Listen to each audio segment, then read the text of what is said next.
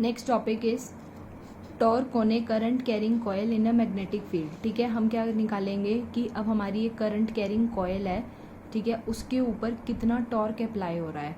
ठीक है, टॉर्क का मतलब क्या होता है आपका, जब इक्वल और अपोजिट फोर्स लगता है, ठीक है, तो कोई भी चीज़ अगर मूव होती है, मूव यानी वो रिवोल्व रोटेट करती है, रोटेट करना स्टार्ट कर देती है, तब आपकी टॉर्क अप्लाई होती है ना।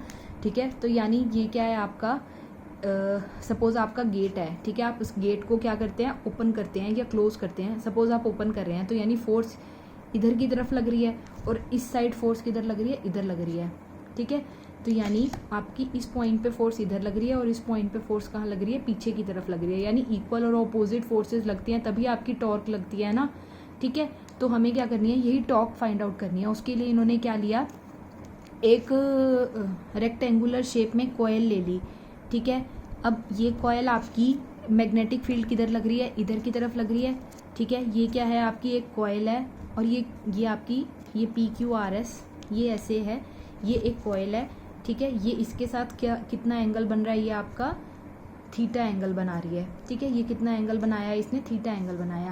ये ऐसे क्यों है, क्योंकि ये क्या है, इंक्लाइंड है किसी एंगल पे इसके साथ, B के साथ। ठीक है, दैट इज़ वाई हमने इसको ऐसे बनाया। अगर ये परपेंडिकुलर होती तो दैट मीन्स ये सीधी होती। अब इन्होंने क्या किया कि इंक्लाइंड है इसके साथ ऐसे, किसी एक एंगल के ऊपर इंक्लाइंड है जिसमें B की डायरेक्शन ये है, ये क्या बना रहा है, थीटा बना रहा है। और आपकी जो करंट की डायरेक्शन है वो क्या है, इसमें ये है ऐसे, फिर ऐसे और इधर। ये क्या है आपकी करंट की डायरेक्शन को डिफाइन करता है।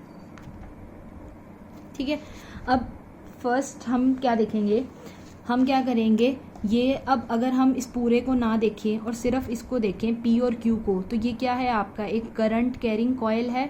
हमें पता है इसके अंदर हमारा, हम कैसे फाइंड आउट करेंगे फोर्स की वैल्यू, हमने कंडक्टर देख लिया करंट कैरिंग। ठीक है, ऐसे ही ये क्या है हमारा एक करंट कैरिंग है, ऐसे ये है, ऐसे ये है। तो क्या करेंगे हम चारों के अकॉर्डिंग अलग अलग डायरेक्शंस देख लेंगे, फोर्स की डायरेक्शंस क्या लगेंगी। ठीक है, सबसे पहले क्या देखते हैं हम, PQ के केस में देखते हैं। ठीक है, PQ के केस में हम क्या देखेंगे, अब ये आपको पता है, ठीक है, ये क्या है आपका B है। अब ये आपकी ऐसे इसके ऊपर क्या कर रही है, घूम रही है। ठीक है, ये आपकी इसके ऊपर घूम रही है, दैट मीन्स अब ये वाली चीज़ क्या बनाएगी, B के साथ हमेशा 90 डिग्री का एंगल बनाएगी, क्योंकि ये चाहे ऐसे हो, चाहे ऐसे हो, चाहे ऐसे हो। ठीक है, अब सिर्फ इस कॉयल को देखो तो ये है आपकी ये कॉयल, अब ये ऐसे घूम रही है। ठीक है, ये कॉयल ऐसे घूम रही है, तो ये हमेशा क्या बना रही है, इसके साथ 90 डिग्री एंगल बना रही है। दैट मीन्स अब ये ऐसे इसके पैरेलल है, तो दैट मीन्स ये भी B के साथ कितना बनाएगी, 90 डिग्री एंगल बनाएगी। अब PQ और SR ये दोनों B के साथ कितना बनाएंगी, 90 डिग्री बनाएंगी। ठीक है, ये हमने देख लिया, 90 डिग्री एंगल बनाएगी हमारी B के साथ। ठीक है, ये अब ये क्या है, अब हमने क्या देखा, हमें किसकी वजह से निकालनी है डायरेक्शन, अब PQ की वजह से निकालनी है। ये कितना जा रहा है यहाँ पे, ऐसे जा रहा है। ठीक है, ये ऐसे जा रहा है, तो ये हमेशा 90 इसके साथ ही बनाएगी और 90 ही इसके साथ बनाएगी, क्योंकि ये इसके परपेंडिकुलर है। ठीक है, अब हमें B की डायरेक्शन पता है, हमें I की डायरेक्शन पता है, तो हम फ्लेमिंग लेफ्ट हैंड रूल से हमने अब तक पढ़ते आए हैं, हम किसकी डायरेक्शन निकाल लेंगे, फोर्स की डायरेक्शन को फाइंड आउट कर लेंगे। ठीक है, ये क्या है हमारा F, ये क्या है हमारा B, ये क्या है हमारा I। ठीक है, ये B की डायरेक्शन हमने क्या देखा, किधर जा रही है, इधर जा रही है। I किधर जा रहा है, नीचे को जा रहा है हमारा, तो F की डायरेक्शन कहाँ आ रही है, अपवर्ड्स आ रही है हमारी। ठीक है, यानी इस प्लेन से कहाँ आ रही है, अपवर्ड्स आ रही है। तो इन्होंने अपवर्ड डायरेक्शन को कैसे दिखाया, अब 3D में बेसिकली डायरेक्शन तो ऐसे आएगी ऊपर की तरफ इस प्लेन से, बट हमें इस केस में शो कैसे कर सकते हैं, ऐसे। तो ये क्या हो गई हमारी अपवर्ड। ठीक है, ये क्या हो गई हमारी अपवर्ड डायरेक्शन हो गई। ठीक है, अब हम क्या निकालेंगे, ये वाला केस निकालेंगे हमारी। ठीक है, इसमें I की डायरेक्शन कहाँ है, ऊपर को जा रही है, B इधर है। ठीक है, I उधर है, B इधर है, तो फोर्स कहाँ जाएगी। ठीक है, ये क्या है हमारा B।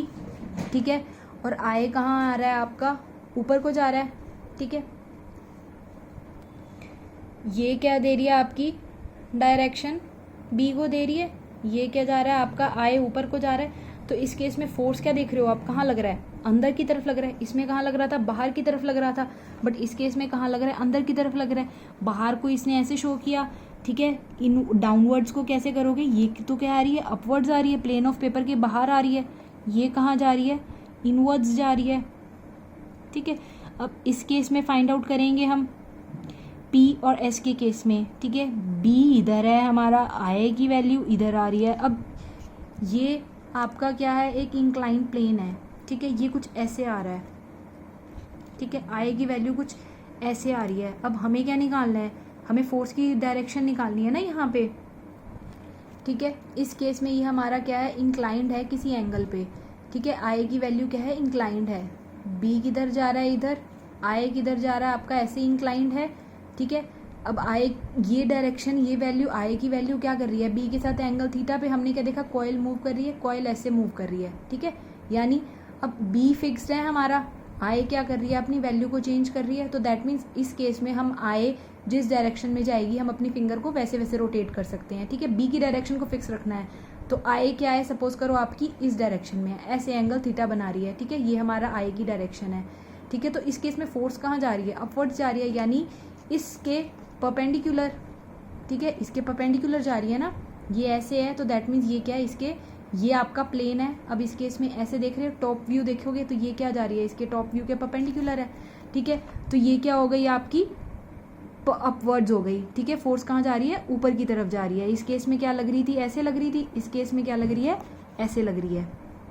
ठीक है, ये आपका प्लेन था।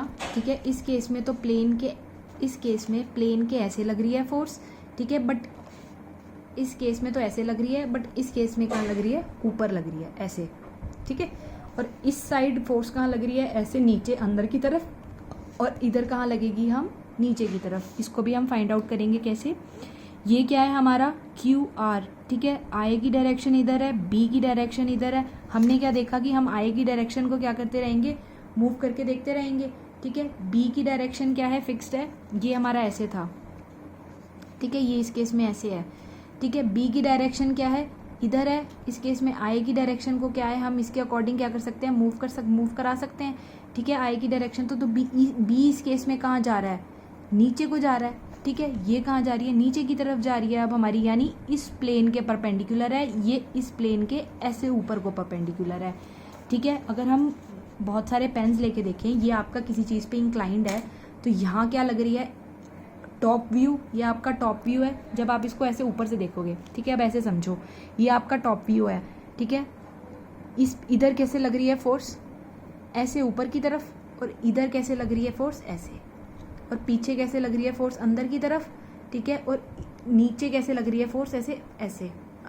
ठीक है, अब क्या देखेंगे हम, इससे हम क्या निकालेंगे, अलग अलग वैल्यूज़ को फाइंड आउट करेंगे।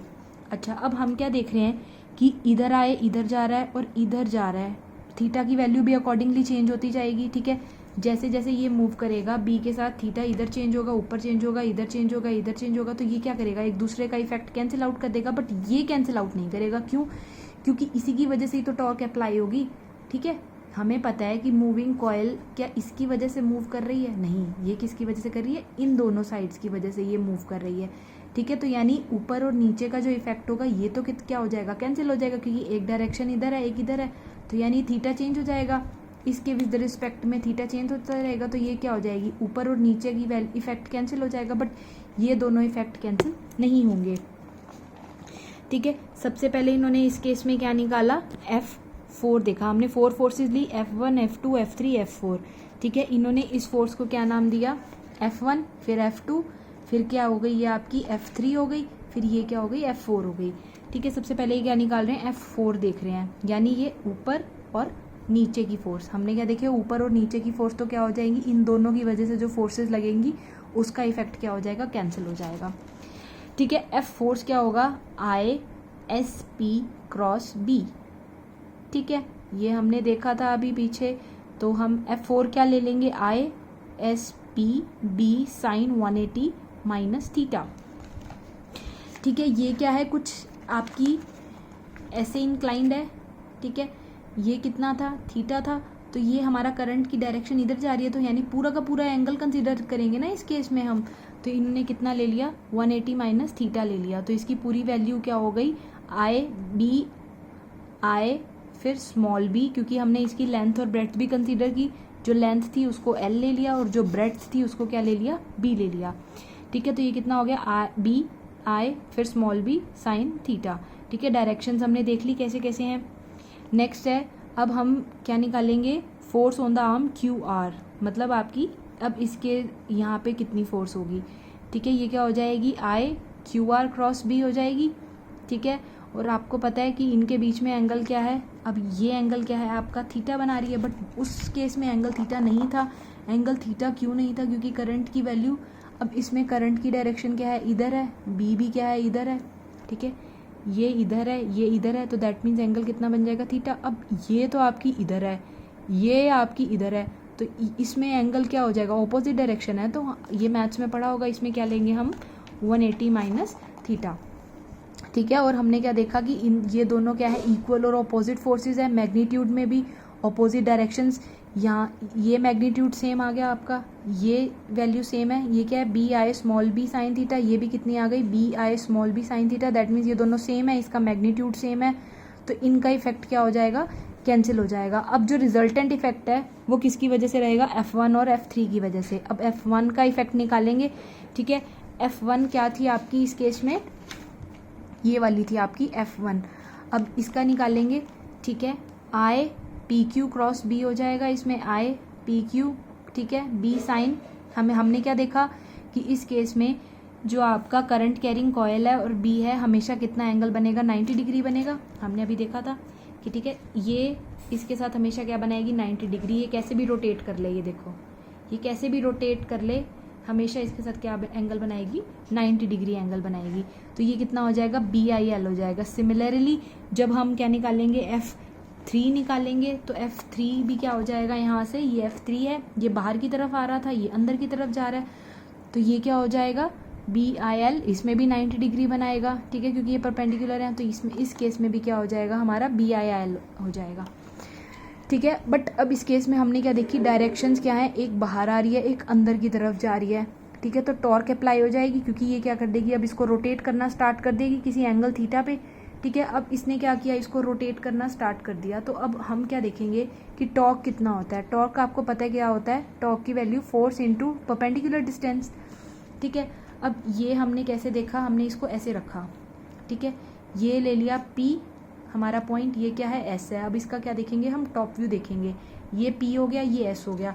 आपको पता है यहाँ पे कितनी लग रही थी ऐसे, तो दैट मीन्स P के ऊपर भी क्या लगेगी। ठीक है, P के ऊपर ऐसे लगेगी फोर्स, और ऐसे ही इधर क्या लगेगी, पीछे की तरफ फोर्स लगेगी। ठीक है, तो जब ये दोनों फोर्स लगेंगी तो दैट मीन्स ये अब क्या करेगा, रोटेट करना स्टार्ट कर देगा। एक इधर फोर्स लग रही है, एक पीछे की तरफ लग रही है, तो दैट मीन्स अब ये क्या करेगा, इसको रोटेट करना स्टार्ट कर देगा। ठीक है, ये ऐसे है, ये फोर्स इधर लगी, ये फोर्स पीछे लगी, ये यही डायग्राम है हमारा। ठीक है, ये PS है, एक फोर्स इधर लगी, एक फोर्स कहाँ लगी, पीछे की तरफ लगी। तो अब हमें क्या निकालना है, परपेंडिकुलर डिस्टेंस। दैट मीन्स ये पॉइंट और ये पॉइंट जहाँ पे मीट करेंगे वो क्या बनेगा आपका, अगर हम इसको बढ़ा दें, चाहे आगे की तरफ बढ़ा लो, चाहे इसको चाहे पीछे की तरफ बढ़ा लो। ठीक है, तो ये क्या है आपका परपेंडिकुलर डिस्टेंस हो गया ना। ठीक है, अब हमें इसको फाइंड आउट करना है। ठीक है, हमने देखा कि इसके और इसके बीच में एंगल कितना था, यहाँ से थीटा था। ठीक है, ये आपका बी जा रहा है यहाँ से, तो ये एंगल कितना है, थीटा है। अगर ये एंगल थीटा है तो ये क्या है, ऑल्टरनेट इंटीरियर हो गए ना। ठीक है, उससे ये भी क्या हो जाएगा, थीटा एंगल हो जाएगा हमारा। अब कोस थीटा आपको पता है क्या होता है, बेस बाय हाइपोटेन्यूस। बेस कितना है, TS, हाइपोटेन्यूस कितनी है, बी कैसे है, क्योंकि हमने क्या देखा कि लेंथ को तो क्या ले लिया हमने L, और ब्रेड्थ को क्या लिया था B, तो ये लेंथ आपकी क्या हो गई, B। ठीक है, तो TS की वैल्यू क्या आ गई यहाँ से, B cos थीटा।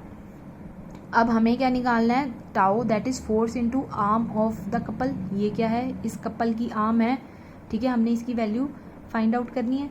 ठीक है, अब ये क्या हो गया आपका यहाँ से, ST, वेयर इज ST, ये क्या है ST, हमने ये सब फाइंड आउट कर ली वैल्यूज। ये क्या आ गई हमारी, B cos थीटा आ गई यहाँ से।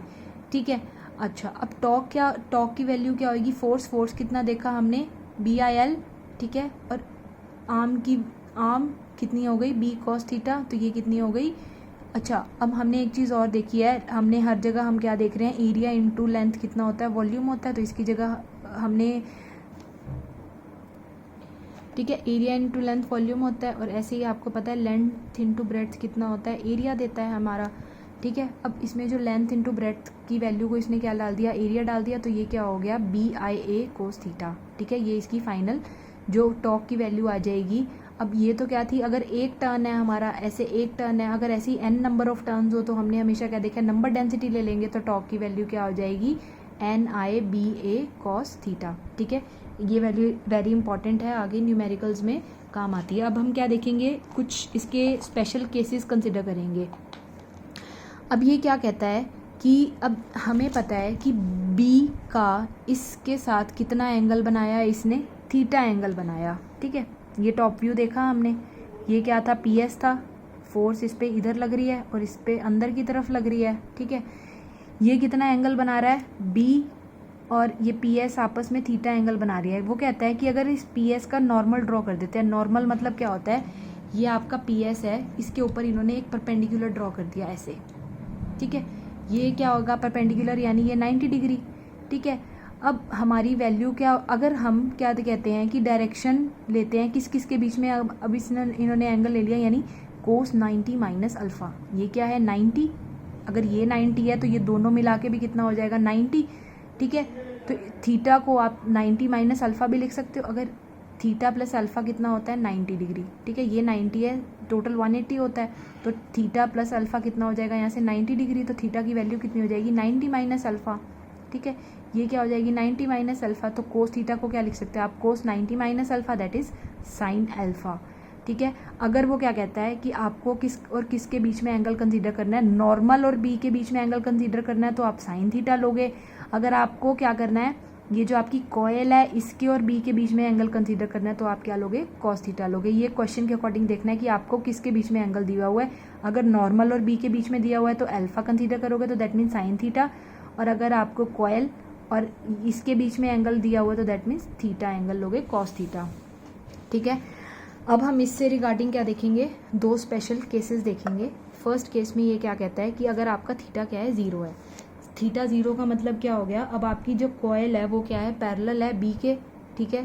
थीटा क्या होता है 0, कोस थीटा क्या हो जाएगा 1 हो जाएगा, तो उस केस में जो आपकी टॉर्क होगी सबसे ज़्यादा लगेगी। मीन्स जब आपकी ये जो कॉयल है ये कुछ थीटा एंगल पे थी इस B के साथ, ठीक है। अब ये क्या हो गई, ऐसे पैरेलल हो गई इसके, इस केस में सबसे ज़्यादा मैक्सिमम टॉर्क लगेगी।